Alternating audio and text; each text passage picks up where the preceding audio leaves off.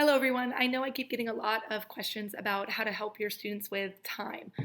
The time concept of elapsed time and figuring out how long is it between time A and time B is a really hard concept for students in third grade. It's right up there with fractions. So here's a really quick little tutorial for adding, subtracting, and then figuring out elapsed time so that you can help your child at home. So here's one of the problems that we would have to do. If we have a start time of 6:45, how do I add 3 hours and 20 minutes to that? So I've taught children to do a chart with hours and minutes.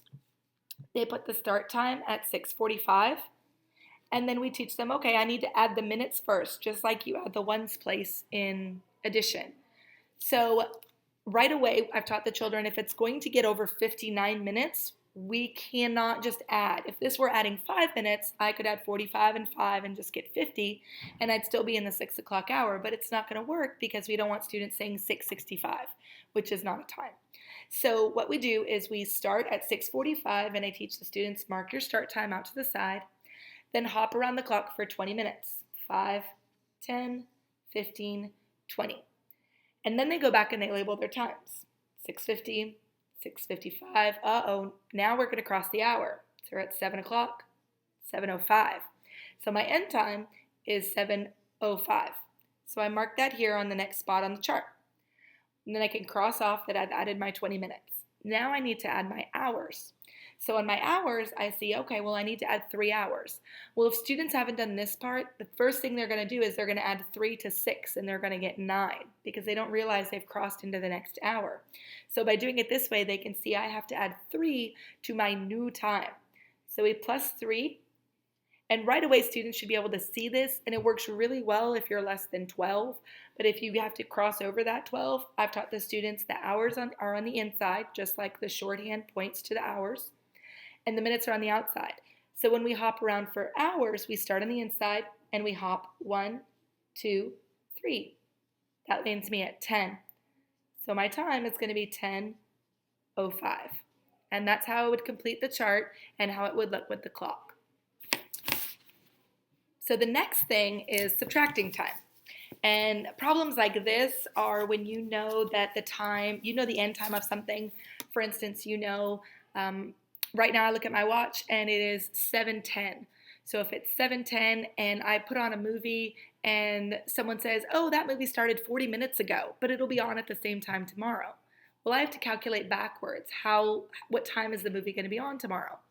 So what you would do is you're going to do the same thing. You're going to give an end time this time of 7:10, and you're going to be taking away, you're going to be subtracting, and we'll do a couple things. We'll do 2 hours and 40 minutes. So 2 hours, 40 minutes, and we've got to subtract that. So the first thing we do is create the chart, hours and minutes. We're going to start at 7:10, and right away we want to do the same thing and subtract the minutes. But students are going to see automatically, I can't start with 10 and take away 40. It's not going to work. So we lose the clock, and we say, okay, here's 7:10, and I have to hop back 40 minutes. 5, 10, 15, 20, 25, 30, 35, 40. But I can't just mark that time. I need to count backwards. 7:10, this would be 7:05, this is 7 o'clock. Oh, I'm going backwards. 6:55, 6:50, 6:45, 6:40, 6:35, 6:30 is my new time. So when I subtract the minutes, I end up at 6:30. I cross that off. I've done my minutes. Now I can subtract my hours. If I'm subtracting 2 hours, 6 take away 2, students should be able to see that that's going to be 4. They bring down the minutes, but if not, they can come in the inside of the clock, start at 6, and hop backwards for 2. And on the clock, it actually says the time. If you've done it correctly, it's circled. If they had something simple like 7:10 and you're only subtracting 1 hour and 5 minutes, they would be able to see 10 minus 5. Well, they can do that without hopping around the clock. It's when it crosses into that hour that it gets really tricky.